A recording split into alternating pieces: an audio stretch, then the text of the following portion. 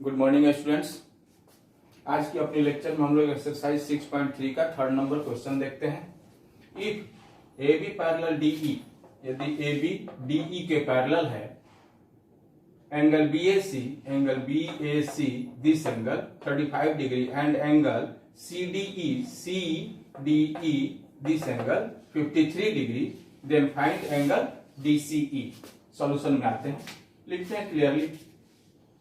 AB parallel DE and AE is transversal, then angle BAE this angle, यदि यह AB और यह DE parallel है और यह AE ट्रांसवर्सल है, तो ये एंगल और इस एंगल में, चूंकि ये दोनों अल्टरनेट इंटीरियर एंगल हैं और यहाँ पैरेलल लाइन के साथ हैं, तो ये इक्वल होंगे। यहाँ क्लियरली लिख लिया जाए, angle BAE equal angle DEA equal 35 degree. क्यों? फिर आते हैं, जब इस एंगल की वैल्यू हमें मिल ही गई 35 डिग्री, इस एंगल की वैल्यू हमें पता ही है 53 डिग्री, तो जरा आप इस ट्रायंगल में देखें, ट्रायंगल CDE में, इन ट्रायंगल CDE, क्या इस ट्रायंगल के तीनों एंगल का सम 180 डिग्री होगा? लिख लेते हैं इसी बात को। In triangle CD angle CDE plus angle DEC plus angle DCE equal 180 degree. Angle sum property of A triangle. Finally CDE की वैल्यू हम लोगों को पहले से ही पता है, 53 डिग्री गिवन है। साथ ही साथ DEC जो कि DEA एंगल के बराबर अभी हम लोगों ने पता किया है 35 डिग्री, यहां पर 35 डिग्री लिख लें, प्लस एंगल DC इक्वल्स 100। अब इन दोनों को यदि ऐड करते हैं और साइड चेंज करते हैं, तो ऐड करने पर यह 88 डिग्री होता है। लेफ्ट हैंड साइड में बच जाता है angle DCE equals right hand side में 180 डिग्री के साथ साथ 88 डिग्री सब्ट्रैक्ट हो जाएगा, तो एंगल DCE की वैल्यू हमारे पास में कितनी आ गई? 92 डिग्री। ओके। और आज के अपने सेकंड क्वेश्चन में कहा जा रहा है कि दिए गए फिगर में PQ और RS एक दूसरे को T पॉइंट पर इंटरसेक्ट करते हैं, तो इस लिहाज से क्या यह हमारा PTR एंगल और STQ angle vertically opposite angle equals हो गए? आगे इसकी चर्चा होगी। आगे आते हैं, फिर कहा जा रहा है, और यह T पर इस तरीके से एक दूसरे को इंटरसेक्ट करते हैं, यह PQ और RS T पर एक दूसरे को इस तरीके से इंटरसेक्ट करते हैं कि angle PRT equals 40 degree, this angle 40 degree, and angle RPT equals 95 degree, this angle, and angle TSQ equals 75 degree, and यह TSQ एंगल जो है वो 75 डिग्री है। तो हम लोगों को यह SQT दिस एंगल, इस एंगल की वैल्यू पता करनी है। आते हैं सॉल्यूशन में। इन ट्रायंगल PRT इस ट्रायंगल में केवल देखें, यहाँ दो एंगल का वैल्यू पता है, तो तीसरे एंगल की वैल्यू हम लोग निकाल सकते हैं एंगल सम प्रॉपर्टी के हिसाब से। उसी को लिखा है, angle PRT plus angle RPT equal angle PRT plus angle RPT plus angle PTR equal 180 degree. PRT की जगह पर 40 डिग्री उसकी वैल्यू रख दी, RPT की जगह पर भी 95 डिग्री उसकी वैल्यू रख दी, तो PTR को PTR ने छोड़ दिया equals 180 degree. Finally angle PTR equal 180 degree minus addition of this two angles यानी 135 डिग्री। तो हम लोगों को इस तरीके से यहाँ पर एंगल PTR की वैल्यू कितनी मिल गई? 45 डिग्री। क्लियर? अब है एंगल PTR और एंगल STQ में, जिससे कि शुरू में ही हम लोगों ने कहा है कि ये वर्टिकली अपोजिट एंगल है, तो क्या ये आपस में इक्वल होंगे? और यदि ये इक्वल होंगे तो अभी हम लोगों ने PTR की वैल्यू, एंगल PTR की वैल्यू निकाली है, एंगल STQ की भी वैल्यू हमारे सामने मिल गई 45 डिग्री। इट मींस यहाँ STQ ये हमारा 45 डिग्री का हो गया। अब अपने दूसरे ट्रायंगल SQT में, इस ट्रायंगल में हम लोग देखते हैं SQT angle plus TSQ angle plus STQ angle equals 180 degree. Angle sum property of triangles, उसके हिसाब से SQ2 की वैल्यू अभी हमें नहीं पता है, एंगल SQT की वैल्यू अभी नहीं पता है, जिसे ऐसे ही लिख लिया। TSQ एंगल की वैल्यू अभी हम लोगों को पहले से ही मिली हुई थी गिवन में 75 डिग्री, और एस टी क्यू एंगल की वैल्यू अभी अभी हम लोगों ने निकाली है 45 डिग्री, प्लस कर दिया इन तीनों को तो यह 180 डिग्री के बराबर हो जाएंगे। तो इस हिसाब से हम लोग एंगल एस क्यू क्यू की वैल्यू जो है 180 degree minus summation of this two angles, it means 180 degree. Then angle S Q T की वैल्यू 60 डिग्री जो कि हमें प्राप्त करना था। यह हमारा सॉल्यूशन हो गया। Okay, in figure 6.43 figure 6.43 PQ perpendicular PS, यानी यह PQ इस PS पर परपेंडिकुलर है, तो यह 90 डिग्री का एंगल हो गया। क्लियर? अब आगे कर रहा है PQ पैरेलल SR, या PQ SR के पैरेलल है जो कि बढ़ते हुए प्रोड्यूस होकर T तक चली गई है। Angle SQR equal 28 degree, SQR यानी this angle equals 28 degree, and angle QRT और angle QRT this angle equal 65 degree. Then find the value of x and y, तो हमें यह इस x और इस y की वैल्यू निकालनी है। आते हैं सॉल्यूशन पे, लिखते हैं PQ पैरेलल SRT, यदि यह PQ और यह SRT दोनों आपस में पैरेलल हैं और साथ ही साथ QR इनका ट्रांसवर्सल है, तो ये पूरा का पूरा यह एंगल और ये एंगल मिलके आपस में अल्टरनेट इंटीरियर एंगल होने के चलते इक्वल हो जाएंगे, यानी एंगल PQR की वैल्यू एंगल QRT के बराबर हो जाएगी। इसी बात को यहाँ पे लिखा गया, angle PQR equals angle QRT equal 65 degree alternate interior angles. Okay, लेकिन यह PQR जो एंगल है, यह PQR एंगल जो है यह अकेले नहीं है, ये दो एंगल्स के रूप में डिवाइडेड है। पहला एंगल है एंगल PQS या एंगल PQS जिसकी वैल्यू है x और वही हमें प्राप्त करनी है, प्लस एंगल SQR की वैल्यू हमें दी गई है 28 डिग्री। तो यदि हमें एंगल PQR की वैल्यू 65 डिग्री पता है तो PQS एंगल की जगह पर x डिग्री लिख दिया और एंगल SQR की जगह पर 28 डिग्री लिख दिया। तो इस तरीके से x की वैल्यू हमें मिल जा रही है 37 डिग्री। लिख लिया, x की वैल्यू हो गई 37 डिग्री। अब हम अपने इस ट्रायंगल PQS में जरा ध्यान से देखें। PQS नाम के ट्रायंगल में ट्रायंगल के तीनों एंगल का सम 180 डिग्री हो जाएगा। तो क्लियरली यहाँ x की वैल्यू हमें 37 डिग्री मिल ही चुकी है, यह दिस एंगल 90 डिग्री, इन दोनों को ऐड कर लेते हैं और 180 डिग्री में से यदि इन दोनों को सब्ट्रैक्ट कर लेंगे तो y की वैल्यू निकल जाएगी। वही काम यहाँ किया गया है, y equal 180 degree minus angle SPQ plus x।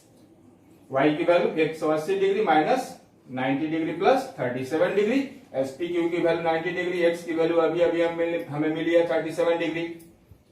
तो y की वैल्यू फाइनली हमारे पास में हो जा रही है 53 डिग्री। ओके, अगला क्वेश्चन है अपना question number 6, exercise 6.3। In figure 6.44 the sides QR of triangle PQR, इस ट्रायंगल PQR की साइड QR के बारे में कहा जा रहा है, is produce to a point S, इसको S तक बढ़ाया गया। एक लाइन, इस क्वेश्चन का एक लाइन पूरा। दूसरी लाइन में कहा जा रहा है if the bisectors of angle PQR and angle PRS, पहले PQR एंगल को देखें, या पूरा का पूरा एंगल, इसका बाइसेक्टर या QT, और ये PRS एंगल, ये पूरा का पूरा एंगल, इसका बाइसेक्टर RT। ये दोनों एक दूसरे को T पॉइंट पर मिलते हैं। देन प्रूव दैट, तो साबित कीजिए कि angle QTR this angle equals half of angle QPR, इस QPR एंगल का यह एंगल आधा होगा। क्लियर? आते हैं, हमें कुछ नहीं करना है, जो कुछ भी दिया गया उसी को एज इट इज लिख देना है, हमारा काम समाप्त हो जाएगा। करना है angle PQT equal angle TQR, यदि यह QT इस PQR एंगल का बाइसेक्टर है, तो क्या यह PQT एंगल और यह PQR एंगल आपस में इक्वल होगा? इसी को यहां पर लिखे गिवन में। उसके बाद लिखे एंगल PQR, यानी ये पूरा का पूरा एंगल बराबर इन दोनों एंगल के एडिशन से बना है, तो इन दोनों एंगल को लिख दे। और अब PQT एंगल की जगह पर क्या हम लोग एंगल TQR लिख सकते हैं? तो यहां अगली लाइन में एंगल PQR इक्वल PQT की जगह पर TQR लिख दें, क्योंकि यह हमारा दिया हुआ है कि दोनों एंगल इक्वल है, और प्लस एंगल TQR तो अपना रहेगा ही रहेगा। इस हिसाब से एंगल PQR की वैल्यू कितनी हो गई? एंगल QTR के डबल, ट्वाइस एंगल TQR। इसे इक्वेशन 1 मान ले। फिर आते हैं अब एक दूसरा जो बाइसेक्टर है उसके बारे में। यदि यह RT एंगल PRS का बाइसेक्टर है, तो क्या एंगल PRT और एंगल TRS दोनों आपस में इक्वल होंगे? लिखें इसको। सेम अब पूरे एंगल को देखें। एंगल PRS क्या एंगल PRT और एंगल TRS के एडिशन से बना है, इसको भी लिखें। और यहां अब एंगल PRT की जगह पर TRS लिखा जा सकता है, जैसे कि पहले वाले इक्वेशन में किया था। तो यहां पर भी लिखे angle PRS equal TRS angle plus TRS angle. तो PRS एंगल की वैल्यू हो जाएगी ट्वाइस एंगल TRS। इसे इक्वेशन 2 का नाम देते हैं। क्लियर है यहां तक? अब आते हैं तो देखते हैं हम ट्रायंगल PQR में। इस PQR नाम के ट्रायंगल में क्या PRS हमारा एक्सटीरियर एंगल है यहां पर? और यदि PRS एक्सटीरियर एंगल है तो इसकी वैल्यू क्या इसके अपोजिट आने वाली दोनों एंगल के बराबर होगी? बीच में ये लाइन कट कर रही है, लेकिन हम लोग ट्रायंगल PQR को देख रहे हैं, इसलिए इस लाइन को नहीं ध्यान में रखेंगे। क्या ये पूरे के पूरे एंगल और इस एंगल के सम के बराबर ये एक्सटीरियर एंगल होगा? तो इसे इक्वेशन 3 में लिख दें। फिर अब एक दूसरे ट्रायंगल में चलते हैं। यह है ट्रायंगल TQR। क्या यहां पर यह TRS एंगल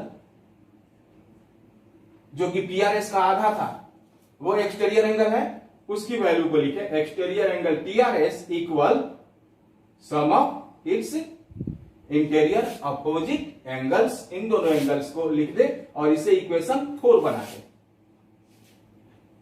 ठीक है यहां तक? अब इक्वेशन 4 में दोनों साइड 2 से मल्टीप्लाई कर दें, तो ये हो जाएगा हमारा एंगल TRS का 2 गुना, यानी twice angle TRS equals twice angle QTR plus twice angle TQR। इसे इक्वेशन 5 का नाम दे दें। अब हम इक्वेशन 1, 2 और 5 को देखें।